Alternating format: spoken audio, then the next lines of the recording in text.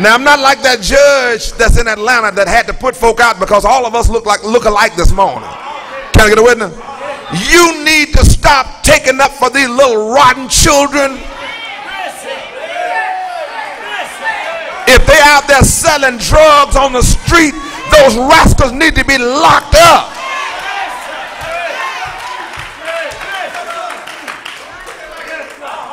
And you stop turning your head and say, I don't see nothing. No, I don't. You see it. You know who it is. Call the police. Call the popo. If they're on the corner in your neighborhood, call the popo. And go out there and tell them, I'm going to call the police on you if you don't move off this corner. I know you Maybell's child. And I'm going to call Maybell too. We have got to take back our communities. We have got to start teaching our children morals. And mothers, those of you that know your children are selling drugs, you less than a mother, you less than a father.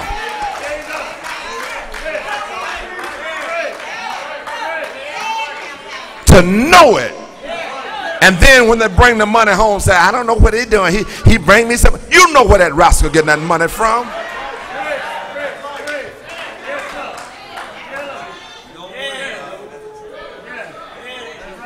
Then when they get locked up here, you come running. Lord, they mistreat my child, Reverend. No, that rascal need to be locked up. Let me get back on my sermon.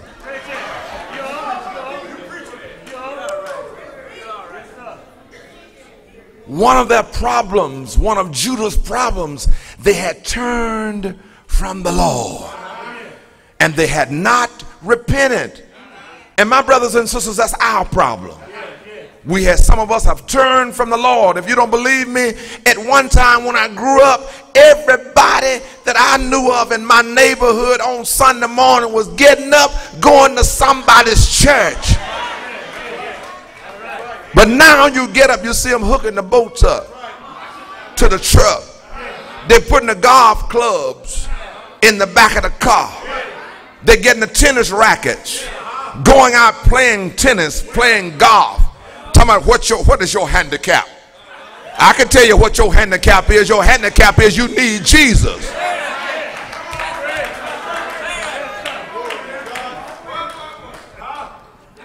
There's no excuse not to go to church now. A lot of churches having early morning service. You can go at 9 o'clock and then go and play golf. Can I get a witness? But we need to make sure that we put Christ back in our lives. We need to turn back to God. That brings me to my first point this morning. My first point, when God has your back, we need to call on him. And I told him this morning, that's my first point, call on him. I told him this morning, you need to call on him more than when you need something too. I explained about I had a friend that called me the other day, and when I looked at the phone, I knew that they wanted something. I answered, hey man, what you need? And I believe God got a better caller ID than we have.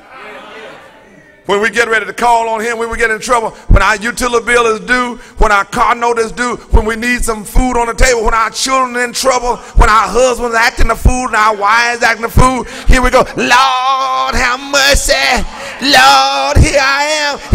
And God looks at the call ID and says, oh, not now, I'm going to wait. You go, put them on hold, put them on hold.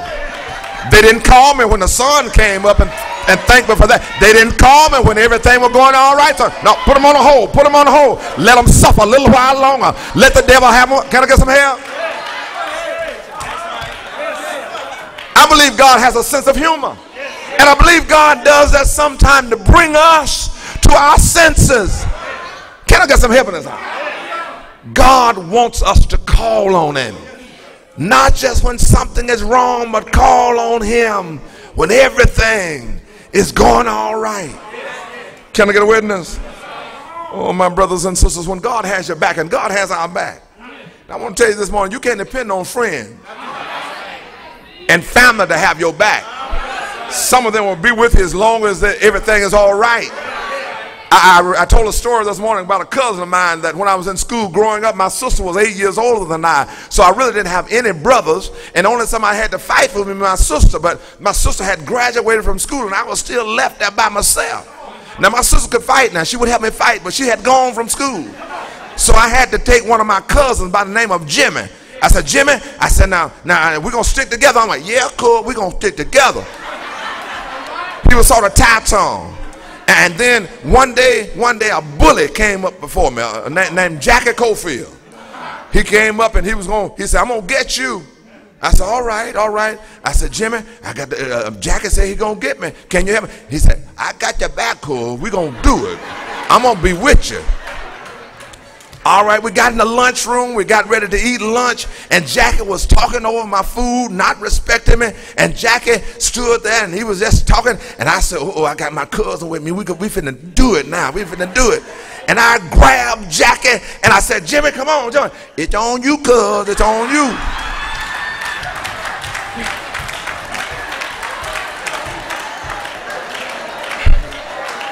Come on, Jimmy. It's on you. That's your daddy. It's on you.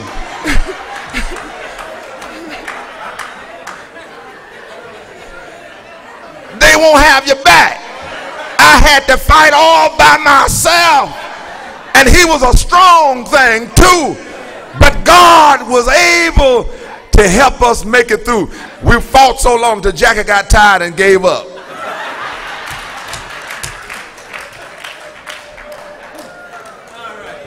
I was so glad them teachers came over and broke us up. But we got to call on him. We got to call on him. My second point this morning is not only must we call on him, but look at this thing. Look at this thing. Look at the verse right here. In verse number 3, it says, call unto me. Call unto me. You got to call on him. I mean, in the good times, you got to call on him. You got to thank him. Say, Lord, I thank you for waking me this morning. You got to say, Lord, I thank you for putting bread on my table. Lord, I thank you for giving me a good job to work on. Lord, I thank you for this good husband. I thank you for this good wife. I thank you for my children. Lord, I just thank you for everything. And then when you get in trouble and call on the Lord, he won't put you on hold, but God will come to your rescue. Somebody know that he will. Oh, my brothers and sisters, that bring me to my second point. My second point, not only must we call on him, but you got to listen for him to answer you. And he will answer you, won't he? He will answer you. There's a song that comes out that says, Jesus will never say no. That's a lie. He will say no. God answers questions in 3 ways. He answers yes, he answers no, and then he says sometime wait on it. Can I get a witness? And so you got to learn how to wait. Sometime it ain't your time. Sometime he wants you to wait. Tell somebody sometime your God wants you to wait. You got to learn to wait on him. I heard him say, they that wait on the Lord shall renew their strength. They shall mount up with wings of eagles. They shall run and not get weary. They shall walk and not faint. I don't know about you, my brothers and sisters, but I've learned to wait on the Lord. Can I get a witness? Through the storm and through the rain, through sickness and through pain, I've learned to wait on the Lord. Can I get a witness? I know if I wait on him, God has something great for me. Well, Reverend, how do you know that God has something great? I heard him say, eyes have not seen and ears have not heard, neither has it entered the heart of man the good things that God has in store.